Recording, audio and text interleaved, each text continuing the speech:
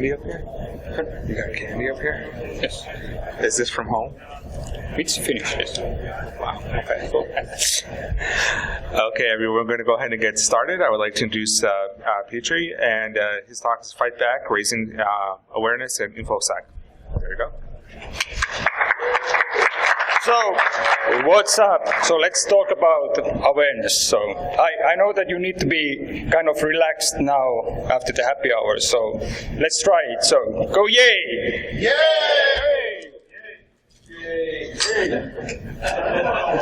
Go boo! Oh, I like that.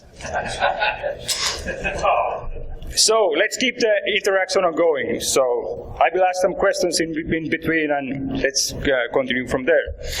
A few words about myself. So I'm far away from Helsinki. That's in Northern Europe. I work in a company. Ooh, that doesn't look good. But anyway, I work in a company called Tieto, which in English is translated as knowledge. And in Finland we have a saying that knowledge increases pain, and the pain is now the InfoSec in awareness.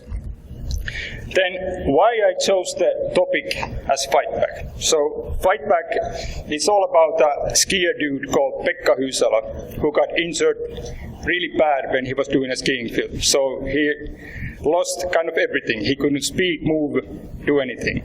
But he had two options.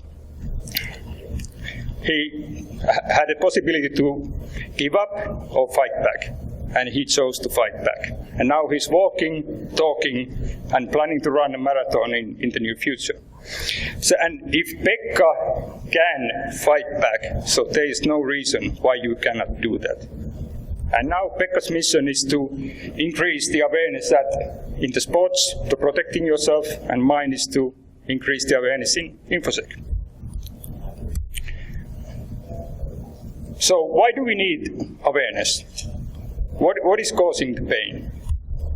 So we are under constant research by the color team, anonymous boys and girls out there.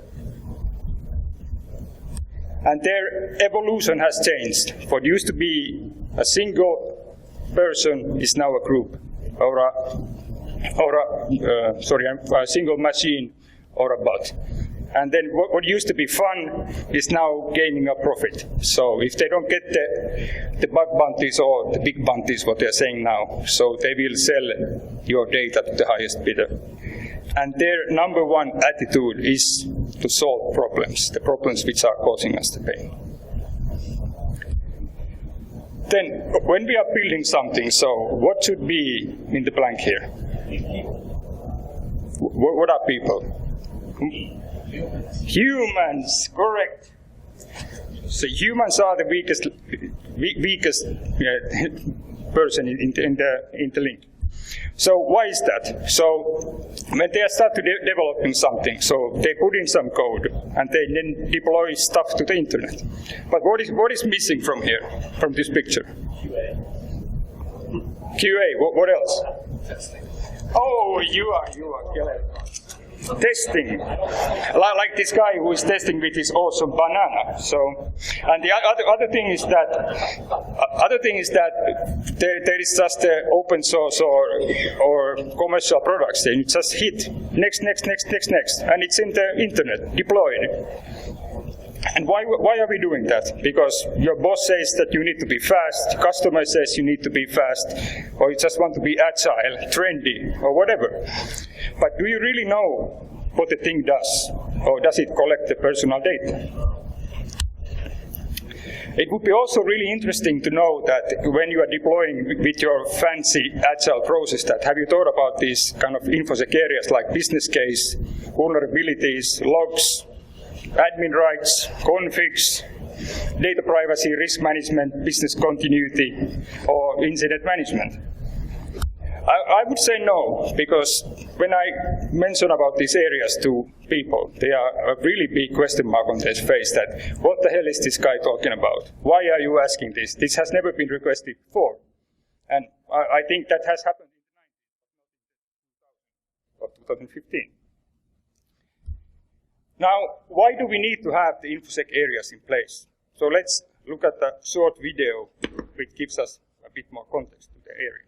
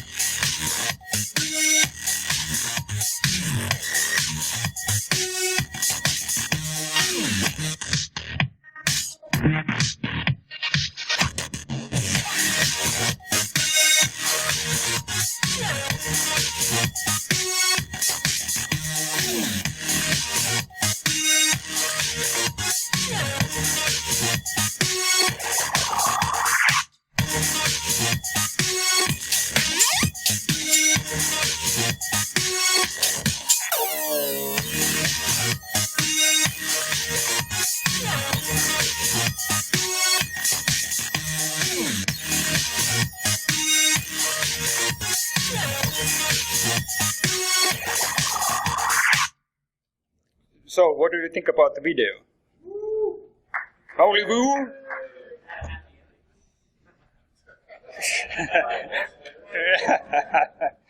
Yeah, but when you are talking about these things, you are cheering, right? So it feels like it's a really distinct item out there. This could never happen to me. But I have a kind of one more example. So here is lots of text. Just bear with me, I summarize it in short. So Sony's internet network got hijacked, and they got some demands that their data will be leaked outside if they aren't met. Of course, Sony said no. And within few days, so there were gigabytes of stuff out, kind of social security numbers, legal, financial data, internal passwords. And the worst part is that there was a possibility of identity theft for 6,800 employees and 40K externals. So it still thinks that kind of a really distant item out there. But what if we make it personal? What if it's your data which is out there, your identity which is stolen, your legal and financial information out there? So what do you think about that? Does it make a difference? So whenever you are having this app or tool or service, and if you are responsible and your name is on there, so make sure that you cover your behind and you know what you are responsible of, and this won't happen to you. So this is my motivation, my goal, how to make things. So whoever you are, whatever you do, in or outside IT, I want to make you look awesome at InfoSec. So how do you make someone awesome? So you need to be present, available. Be positive always. If things are really bad, don't yell, don't make a scene. Just help them to fix the things. If you are going to be kind of the typical InfoSec guy who's sitting in the ivory tower out there, so they will replace you with someone else. And when you are talking about these things, for example, to the non-security guys, so they will get the message. There comes the kind of the home run, the game changer. And then there is the perfect moment where you have sunk in your message. And what has happened? You have already raised the awareness to the next level.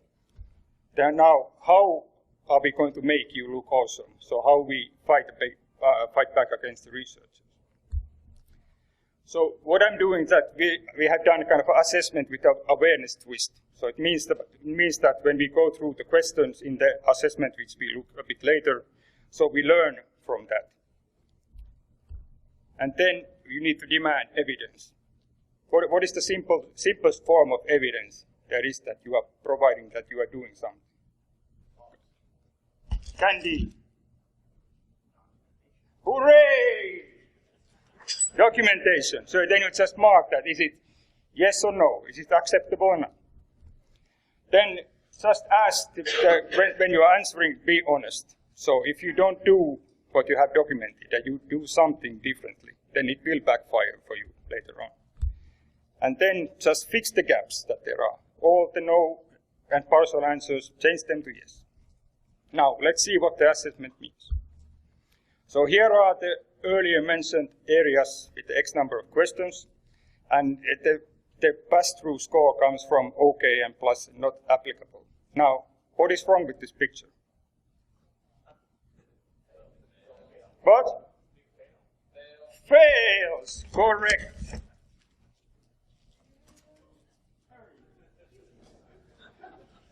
There is an awful lot of red. Why is that? Because what I have seen that there is a lot of cases that there is zero documentation or outdated documentation, and when the awareness is missing, so we need to highlight the negative figure to give them the wake-up call.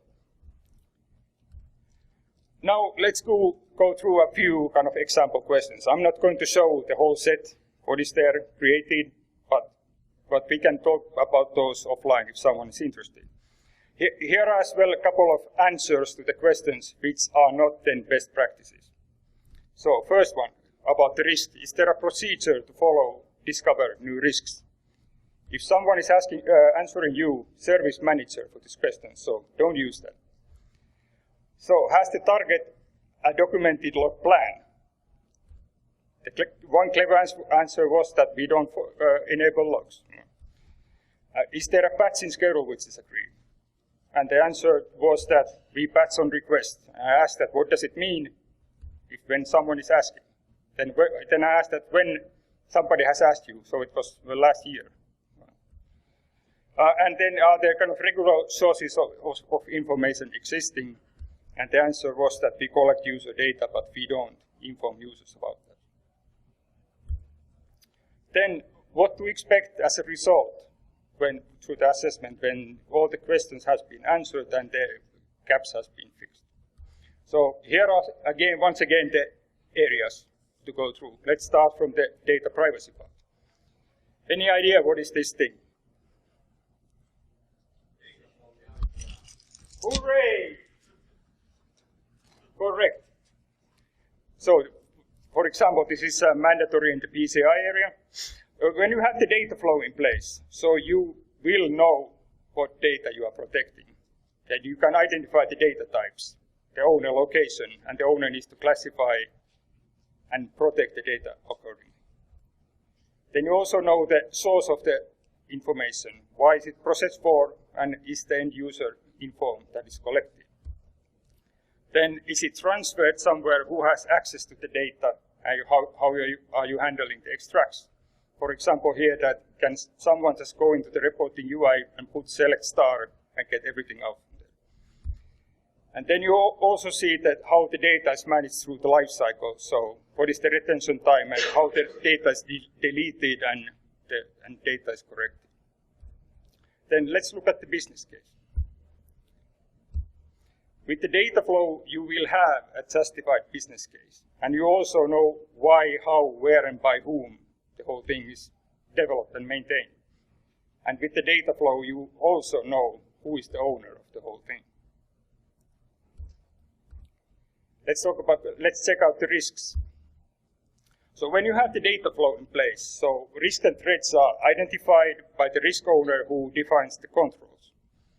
And if the data flow is changing, all the risks and threats need to be reviewed, and they will be magically kept up to date as well. Then let's look at the continuity. When you have the data flow in place, so you can deliver what you promise, and you have a way to deliver what you promise. And when the can and way are corrupted, then you also know how you can continue your promise. Let's look at the configs.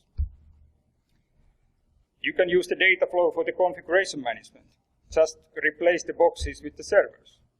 Then you know what servers you have where, which configs they have, and what kind of sources you use for those servers.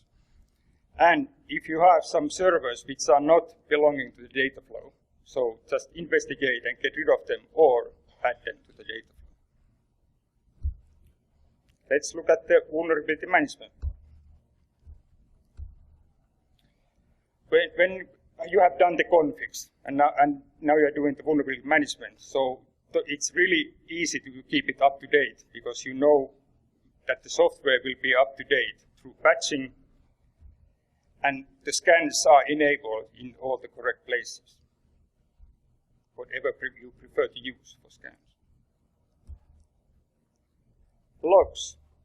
So I'm pretty sure that when you have the configs and vulnerability management in place, so there will be logs enabled as well, and you are transferring, hopefully, the audit trails outside the servers. Why do you need to do that? So that the trace, what has been done by whom, is visible. So if the researcher comes for a visit, so even if they wipe the server logs, they are visible somewhere else. Let's look at the admin rights. So the traceability will be ensured that when you have individual accounts, don't use shared accounts because they cannot be tied into an individual. And be sure that you are not doing the Oprah effect, that nobody is not an admin. Right? Great. Now, so even you have assessed everything you got, and you have fixed and identified the gaps, the researcher can and will come for a visit. You have to understand that nothing is watertight. You can do only what is best possible, and you need to aim only for the best possible part. So maybe you cannot prevent the intrusion, but you can prevent the exit with the stolen data. And if for some reason the best possible was not enough, then you are prepared with the incident management process you have in place. Now, how can you do all of these things? Just do a mini project. It's that simple. Just kick off, agree the schedule, define a target date. Defining the target date is really, really important. Then there are lots of actions with responsibility, and then follow up as many times as needed, and then close the assessment. Then when you start doing the assessment, so do it properly. Aim it for as a company-wide target. And when you are having these new projects for service tools or apps, demand that these assessment questions are added as a deliverable to the project. So you will get out the correct evidence that they are doing what they're supposed to do. And with the actions what we have made, so the awareness has raised from -100 to closer to +100. So in this case, it was 97%. Now, you still remember that there was this Finnish nice saying that the awareness increases pain. So are you agreeing with that? The more you know, the more pain you will get. Yes? You want candy? More noise? No? Yeah. Who else?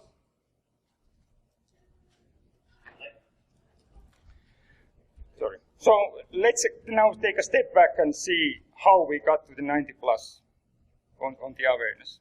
So this was the starting point. So pain caused by the hackers who want to solve problems created by humans lacking awareness at InfoSec.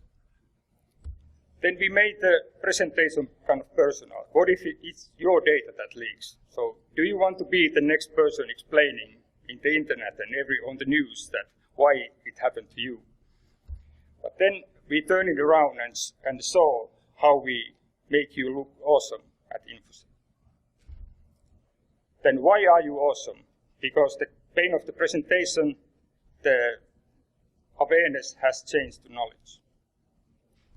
And once again, if the skier dude, Pekka, can fight back, so there is no reason why you cannot do that. And now, as we had the mindset that security knowledge decreases pain, so we can adopt the kind of the researcher things, what we saw earlier, the evolution, motivation, and attitude. So our evolution is that we are eager to learn. The motivation is you can come for a visit, but the attitude is that I am awesome at InfoSec. And with these steps, that makes human is the best protection method there is. take a kind of a close look at this slide. So this is kind of summarizing everything. So there is always new people involved, or you need to train the existing people.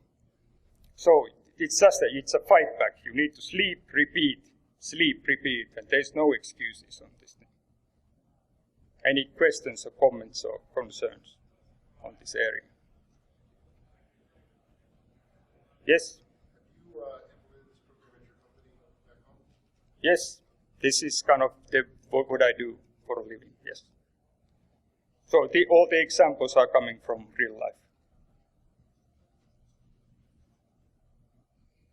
Yes? What do you do when you're overwhelmed? When you're facing just overwhelming odds? Sorry, what do you mean? So, if you're, say, underfunded in a very large company, what do you do to fix that?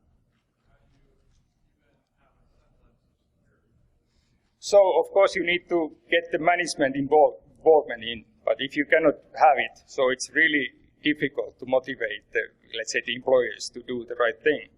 But of course, everybody's always saying that this is really, really important, but nothing happens. So it's a kind of twofold thing. You need to go to the management and say that this needs to happen. And I think that the easiest way to show that things are wrong is that when actually something happens, then you can say that, what I told you.